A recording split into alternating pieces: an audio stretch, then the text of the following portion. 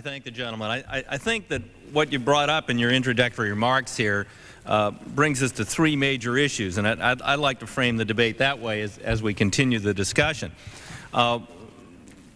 You've pointed out the decline of incomes and the standard of living for middle-income families and the disproportionate accrual of wealth to the top 1%, generally those earning over $250,000 a year.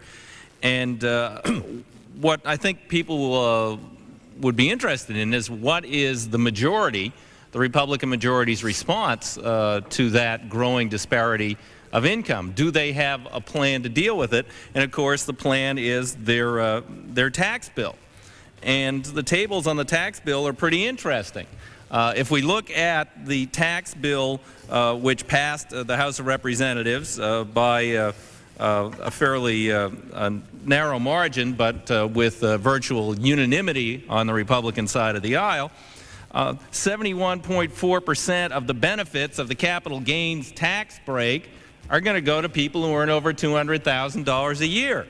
And if you go to the corporate tables, you find similar distribution. That is, the largest corporations in America and the multinational corporations will do well. Small businesses will get scant or no tax relief, and even smaller incorporated firms. In fact, we're repealing the corporate alternative minimum tax, something that was put in place in 1986 with agreement between President Reagan and a Democratic Congress that it was embarrassing that the largest, most profitable corporations in America, AT&T, $24.898 billion in profits, 1982 to 1985, paid negative $635 million in taxes. So we had to put in place a corporate alternative minimum tax. But now we're being told the solution to the growing disparity and the unemployment in America is to go back to those tax policies of the 80s. If the gentleman will yield, what we're trying to explore is, in fact, why Americans are angry.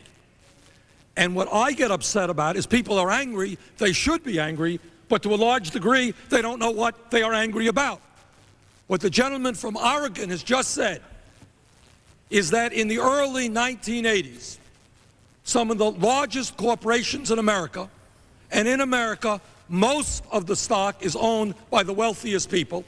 What he said is that in the early 1980s, major corporations earning billions in profit paid zero in federal taxes, less than the working stiff who makes $20,000 a year.